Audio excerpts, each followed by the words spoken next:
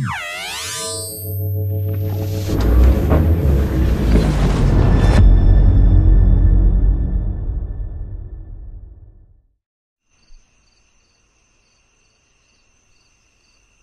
araw o gabi, Sir Sid. Itago niyo lang po ako sa pangalang Marieta, na ngayon ay 20 anyos na. Ang ibabahagi ko pong kwento ay tungkol sa aking tatay, Jano. Kaya naisipan ko pong ipadala sa inyo ang kanyang karanasan sa mga tinatawag na aswang. Dahil madalas niya itong ikwento sa amin, lalo na tuwing nagsasama-sama kami tulad ng family reunion. Kaya ito po ang kwento ng aking tatay Jano. Ayon po ito sa kanyang point of view. Hoy, Jano, totoo ba ang nabalitaan kong uuwi ka sa probinsya nyo? Oo pre, namatay kasi ang nanay ko. Matagal na din kasing patay si itay. Kaya walang mag-aasikaso at magbabantay sa burol niya. May mga kamag-anak naman kami doon, pero iba pa rin kung ako ang mag-aayos ng lahat. Ganun ba? Nakapagpaalam ka naman ba kay boss? Tinayagan ka ba? Oo, nag-file kasi ako ng emergency leave. Nang malaman niya ang nangyari sa aking nanay, ay hindi naman siya nagdalawang isip na payagan ako. Ang bait talaga ng boss natin, no? Sama ako. Ha? Baliw ka ba? Kung masisante ka sa gagawin mo. Hindi yan. Kasi magpapile din ako ng emergency leave. Ano naman ang idadahilan mo, Aber? Maniniwala naman kaya si boss?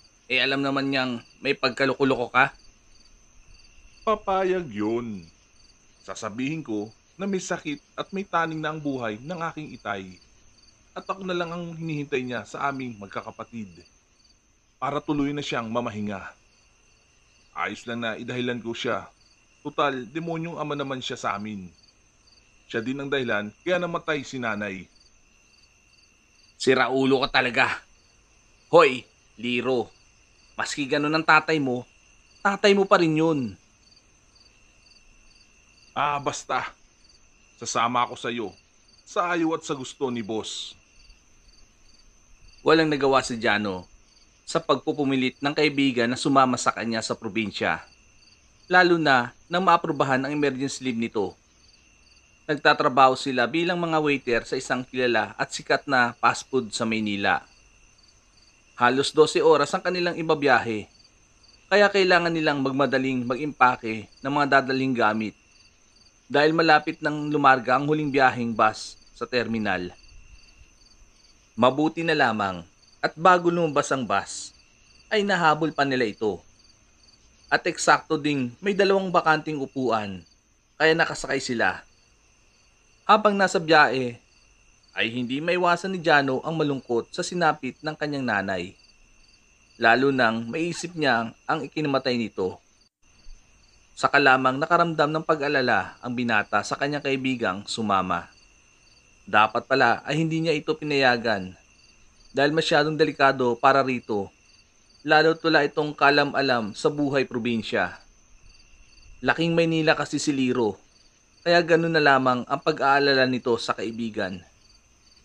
Liro, bumalik ka na lang kaya? Nag-aalala ako sa iyo, lalo't hindi ka sanay sa buhay probinsya. Isa pa, hindi mo alam ang nangyayaring karahasan sa aming lugar. Ano ka ba, Jano? Nakasakay na ako, no? Excited pa naman akong makapunta sa inyong lugar. Tapos didismayin mo lang ako. Maski anong pananakot mo, ay hindi mo ko mapapayag na magpaiwan. Nanahimik na lamang si Jano. Alam naman kasi niya ang likaw ng bituka ni Liro. Kapag nagdesisyon na ito ay hindi na kaagad mababago pa. At talagang paninindigan niya. Napatingala na lamang si Jano sa katahimik na ipinagdasal ang kanilang kaligtasan. Pagbaba nila ng sinasakyang bus, ay naglakad pa sila ng ilang kilometro bago sila makarating sa baryo ni Jano. Madilim na din ang paligid ng mga sandaling iyon. Habang naglalakad sila ay hindi maiwasang kabahan si Jano dahil sa mga lulong na naririnig. Matagal na panahon ding hindi niya nararanasan ang tagpong iyon. Simula nang magpunta siya sa syudad para magtrabaho. Iyon din ang isa sa mga dahilan kaya ayaw niyang umuwi sa kanilang lugar. Kung hindi pa importante dahil tungkol sa nanay niya ang dahilan, ay hindi pa talaga siya uuwi. Liro, bilisan mong maglakad. Huwag kang mabagal-bagal at baka abutan pa tayo ng pagtaas ng araw. Ang binatang taga Maynila ay kalmado lamang habang sumusunod kay Jano. Kaya naman nangunot ang noo nito dahil sa biglaang naging reaksyon ng kaibigan. Kahit flashlight lamang ang kanilang gamit na pang-ilaw, sa dinaraanan ay banaag pa rin ni Liro sa mga mata ni Jano ang takot at pagkaaligaga. Ano ba ang nangyayari sa'yo, ha, Jano? Bakit parang takot na takot ka dyan? Huwag mong sabihin may nakita kang multo. Huwag mong ang takutin ang sarili mo. Nagmimistula ka tuloy katawa-tawa. Huwag ka ng maraming tanong patol. Basta sumunod ka na lang. Mamaya ay malalaman mo rin naman ang dahilan kapag ligtas tayong nakauwi sa bahay. Hindi na lamang muling sumagot si Liro. Sumunod na lamang siya sa gustong mangyari ng kaibigang probinsyano. Binilisan nga nila ang paglalakad. Pero mas lalong nanlaki ang mga mata ni Jano dahil may mga yabag din na mabibigat ang sumusunod sa kanila mula sa likuran. Sino yan? Gusto mo bang makisabay sa amin sa pag-uwi sa lugar ni na Jano? Magsabi ka lang at hindi ganyang sinusundan mo kami. Kasi natatakot na itong kaibigan ko. Wala sa sariling tinakpan ni Jano ang bibig ng kaibigan. Sa kanya ito inakbayan at inakay para magpatuloy sa paglalakad. Grabe ang pagtibok ng puso ng binata ng mga sandaling iyon. Pero ang kanyang kaibigan ay tinitigan lamang siya ng makahulugan. Iba dito sa probinsya, kumpara sa syudad, Liro. Kaya makinig ka sa akin. Huwag na huwag kang basta-basta makikipag-usap sa mga hindi mo kilala. Sa mga ipapakilala ko lang sana ikaw makipag-usap. Parang awa mo na, tol. Makinig ka sana sa mga bilin ko. Para na rin ito sa kaligtasan mo. Hindi kita maintindihan, Jano. Ano bang ibig mong sabihin? Dalhin mo pang maglakad. Bago niya tayo maabutan. Magtatanong pa sana si Liro sa kaibigan. Pero kusang sumunod ang kanyang mga paa nang dumampi sa kanyang balat ang kakaibang samyo ng hangin. Nakakatakot at nakakakilabot iyon sa pandama. Maski wala naman siyang kakaibang nararamdaman bukod doon. Halos mga 10 minuto pa ang kanilang nilakbay sa kalsada bago sila nakarating sa bahay ni na Jano. Nang makita sila ng isang matandang babae na may tali ng panyo sa ulo, ay halos patakbo sila nitong pinuntahan. Tita Joy, magandang gabi. Hindi natuloy ni Jano ang pagbati nang pinandilatan siya ng mga mata ng babaeng matanda. Bakit hindi kayo nagpasabi na darating kayo ngayon, ha, Jano? Sakay tinanong nyo pa ang gabi ang pagdating nyo rito. Gusto mo bang mapahamak pati ang kasama mo, ha? Mabuti na lamang at hindi kayo nasundan ng balbal na nasa likod nyo kanina nang masagap niya ang aking presensya. Uli-uli, magsasabi ka, ha? Pasensya na po, tita. Ang akala ko kasi wala na sila dito sa baryo natin. Dahil napalayas at natalo muna po sila. Kaso, kaninang mag-uumpisa kaming maglakad, ay napagtanto kong mali pala ang suspecha ko dahil sa mga alulong na narinig ko. Malaking pagkakamali talaga ang hinala mo. Mas mabangis na nga sila ngayon kumpara noon. Iba na ang estilo ng kanilang pambibiktima. Kung noon na hindi sila nananakit o namemerwisyo ng mga buhay na tao, ngayon ay ginagawa na nila. Siya nga pala, alam na ba ng kasama mo ang patungkol sa mga balbal? Napasinghal pa ng malalim na paghinga si Liro nang balingan siya ng babae. Sa unang pagkakakita kasi nito sa matanda, ay istrikta at masungit ang dating nito sa kanya. Pero napaisip din kagad ng binata sa sinabi nito sa kaibigan patungkol sa mga balbal. Wala pa po. Sa katunayan po, Tita Joy, laking syudad po ang kaibigan ko. Siya nga po pala si Liro, kasama ko sa trabaho. Magandang gabi po, Tita Jo.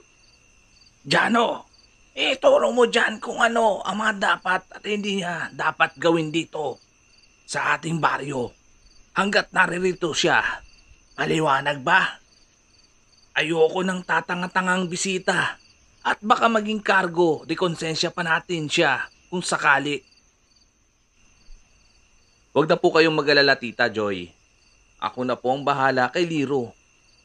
Sige po, mauna muna kami sa kwarto nang makapagbihis muna bago bantayan ang labi ni nanay. Hindi naman sila pinigilan ng matandang babae. Nakasunod lamang si Liro sa kaibigan na natameme dahil sa inasta sa kanya ng masungit na babaeng iyon. Kung hindi ka lang nakakaya sa kaibigan, ay kanina pa niya ito sinagot-sagot. Kaso dayo lang siya sa lugar, kaya nagtimpi na lamang siya ng galit. Pagpasok sa kwarto ay saka pa lamang nagkalakas ng loob si Liro para magtanong kay Jano. Humugot muna ng napakalalim na paghinga. Saka nag-umpisa magkwento si Jano. Ay, ang totoo Liro hindi ligtas ang aming lugar sa mga dayo.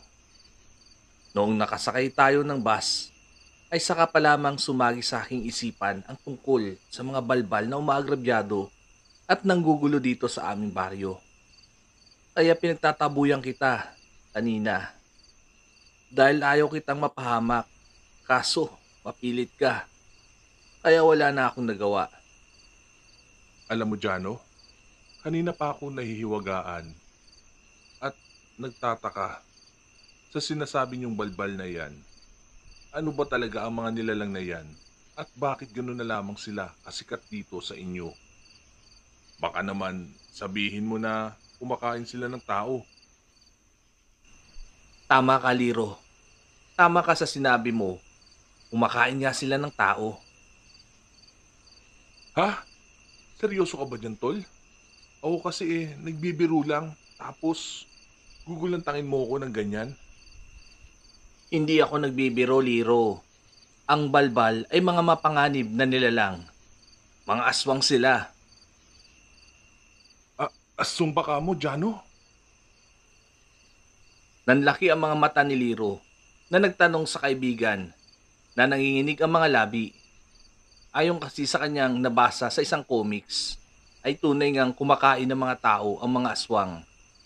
May iba't ibang uri din ang mga ito at iba't iba pang pamamaraan para makapambiktima. Oo, Liro, sila ang mga uri ng aswang na kumakain ng karne ng mga patay na tao.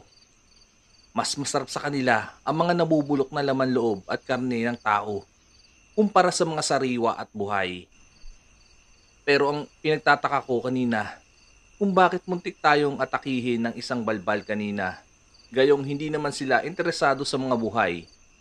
Tapos dinagdagan pa na iniisip ko ang sinabi ni Tita Joy na malaki na ang pagkakaiba nila ngayon kumpara sa dati. Walang nakaimik sa kanila dahil sa mga nadiskubre, lalo na ang binatang taga Maynila.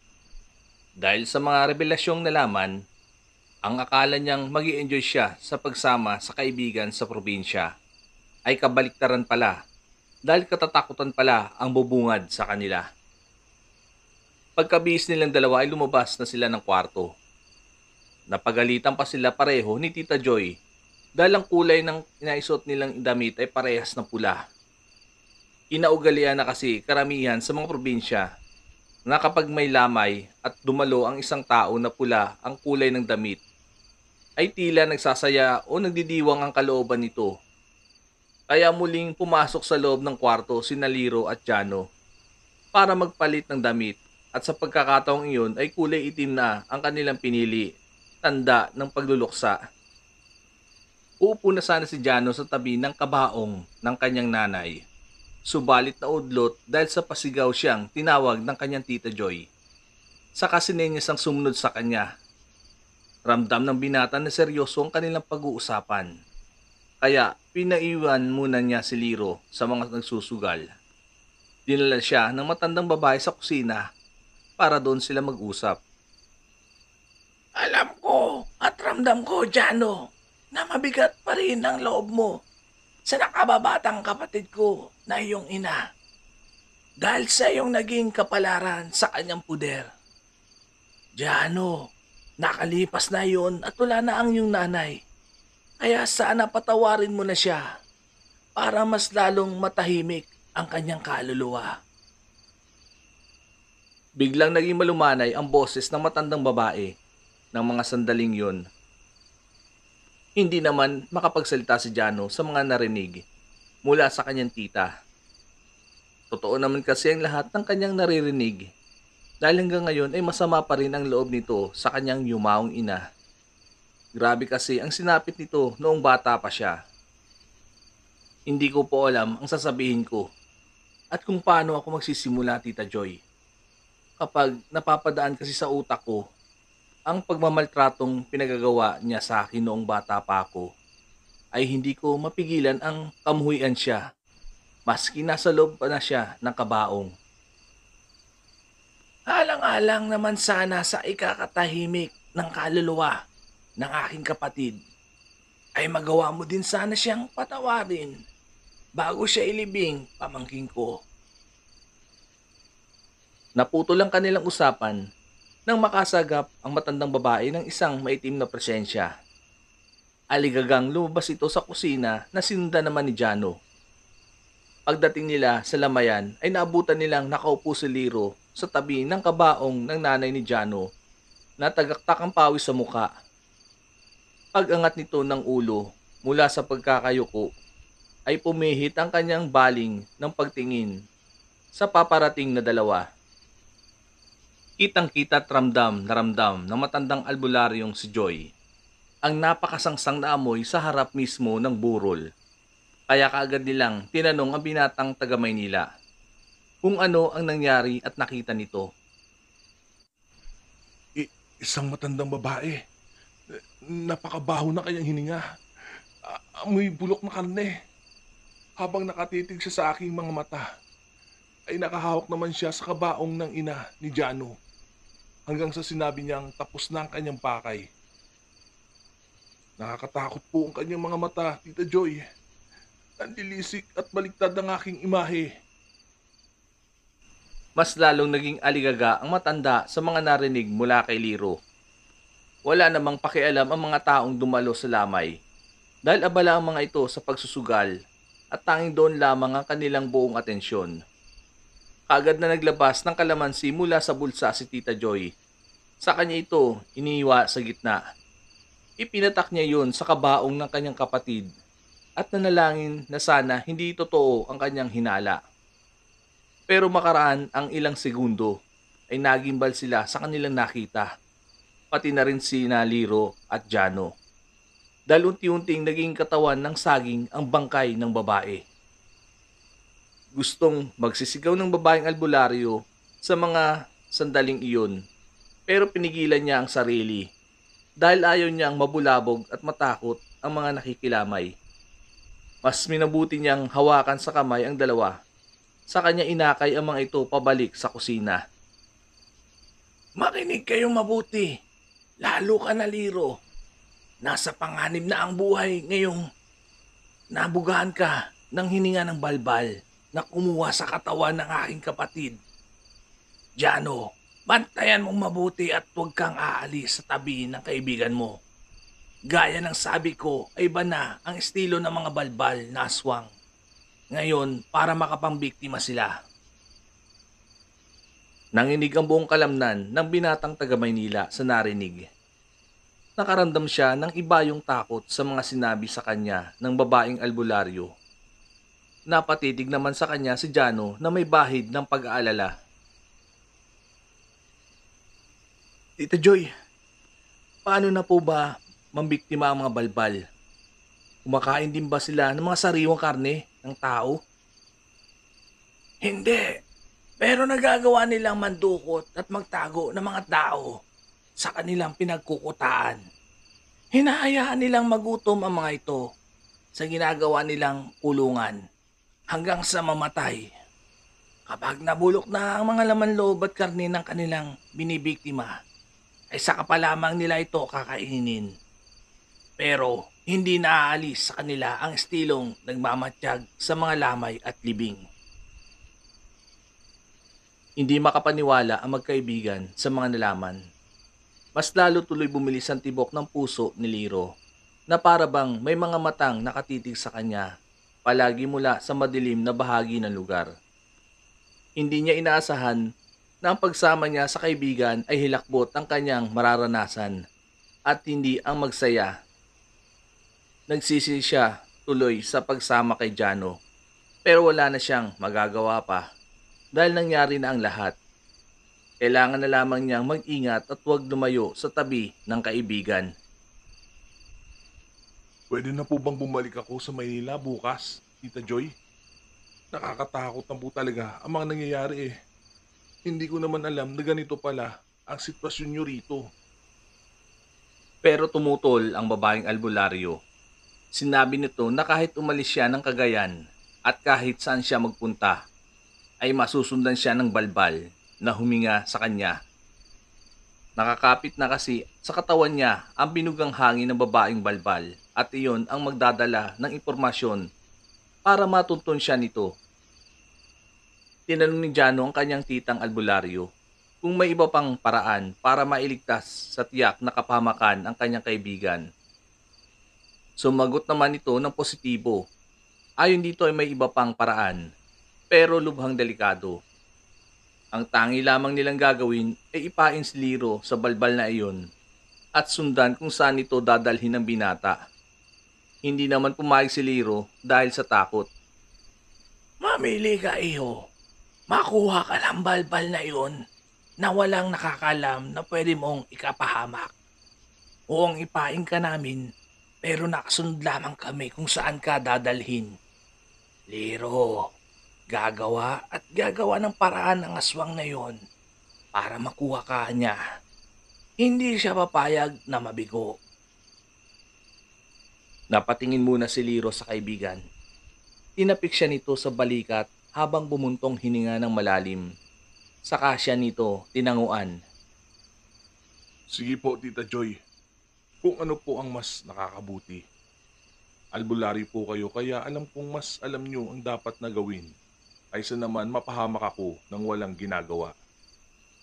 Nawala na ng tuluyan ang pagiging mataray ng babaeng albularyo at napalitan ng pag-aalala sa binatang dayo. Pero hindi pa rin maalis nito ang dobleng pagluluksa sa sinapit ng kanyang kapatid at sa labi nito. Unti-unti na ring nakakaramdam si Jano ng awa sa yumaang ina at naibaon sa limot ang lahat ng nakaraang kaganapan. Kinabukasan ay biglaan ang paglibing sa labi ng ina ni Jano. Wala na rin kasing kwenta ang paglamayan iyon dahil katawan na ng puno ng saging ang nakaratay. Hindi na din kasi kaugalian ang maghanda ng mga pagkain dahil takutin ang mga tao na dumalo dahil sa yanggaw na mga nangyayari. Pagkalibing ay kagad nilang inumpisahan ang lahat ng kanilang plano. Gumawa ng isang orasyon ng albularyong si Joy para kay Liro. Ang orasyong yun ay para hindi masaktan o masugatan ng balbal ang binata hanggat buhay pa ito. Pagsapit ng gabi ay pikit matang tumambay si Liro sa labas ng bahay. Hindi pa rin makapaniwala ang binata na iksi ng panahon na palamang niyang pamamalagi sa probinsya ni Jano sa Cagayan ay makakaengkwentro na siya ng ganoong kasindak-sindak na kaganapan. Mainam naman siyang binabantayan ng magtiyahin at hindi inalis ng mga ito ang kanilang mga mata sa binata. Hanggang sa isang babaeng nasa edad na 80 ang lumabas mula sa madilim na parte ng lugar, mula sa likod, ay hinablot niya si Liro at mabilis na tinakpan ang bibig. Sa kanya ito kinaladkad palayo ng bahay. Lingid sa kanyang kalaman na sinundan siya ni Jano at Joy. Pakunwari nagpupumigla si Liro para hindi makahalata ang aswang sa gubat. Dumiretso ang balbal hanggang sa makarating sila sa isang malaking puno ng balete na may tila ba parang kulungan sa ilalim nito na gawa sa mga baging ng nasabing puno. Maski alam ni Liro na nakabantay lamang sina Joy at Jano sa kanya, ay hindi pa rin niya maiwasang matakot, lalo't nagkalat ang mga buto ng tao at ang baho ng kulungan ng kanyang kinasasadlakan. Ah, tulong. Pakulan mo ko dito, maawa ka. Tulong. Tulungan niyo po ako. Sinabi naman ng matandang balbal sa binata. Pagkatapos nitong humalakhak na maski anong gawin niyang pagsigaw, ay walang makakarinig sa kanya doon dahil nasa loob siya ng kanyang teritoryo. Sinabi pa nito kay Liro na doon na siya magugutom at mamamatay kapag naging bangkay na lamang siya ay saka pa lamang nito kakainin ang kanyang labi. Ang akala ng aswang na balbal ay nagtagumpay na ito sa binabalak sa binatang taga Maynila. Ay nagkamali pala ito. Sa paglabas ni Jano at ng kanyang titang albularyo ay tila nabaliktad ang kaganapan. Labis na pagkabigla ang sumunod na naramdaman ng matandang balbal, pero nagawa pa rin itong sumingasing. Hindi mo magagawa ang gusto mo sa kaibigan ko, demonyeta ka. Ngayon na magtatapos ang kasamaan mo, aswang na balbal. Pagbabayaran mo ang ginawa mo sa bangkay ng aking kapatid. Nabigo kang ambulukin ang kanyang bangkay sa loob ng isang nicho noong pinatay mo siya. Dahil nasundan ulit kita, pero nagawa mo pa rin siyang kunin mula sa lamay niya. Nakatakas ka nung una nating pagkikita, pero ngayon ay hindi ko nahayaang mangyari ulit iyon. Dahil sa galit ay kagad na umatake ang aswang na balbal, gamit ang matalas nitong kuko. Nakipagsalbukan naman si Tita Joy rito, gamit ang sandata niyang latigo na gawa sa baging na may nakapahid na agwa bendita at taimtim na dasal ng isang pari. Kitang-kita ni Jano at Liro kung paano paghatawin ng babaeng albularyo ang kinakalabang balbal. Kada tama ng armas nitong latigo sa katawan ng babaeng aswang ay naglilikha iyon ng latay saka umuusok. Pinaghalong hinagpis at palahaw ang maririnig mula sa balbal na sobrang nahihirapan sa iniindang mga latay sa katawan hanggang sa kusa na itong bumagsak sa lupa. Hindi pa nakontento si Tita Joy at nagawa pa nitong itali sa leeg ng balbal ang kanyang sandata. Maski anong gawin ng aswang na matanda ay hindi niya iyon matanggal dahil kapag tinatangka niya itong hawakan ay napapaso ang kanyang mga kamay hanggang sa lungawit ang dila nito at tuluyang binawian ang buhay.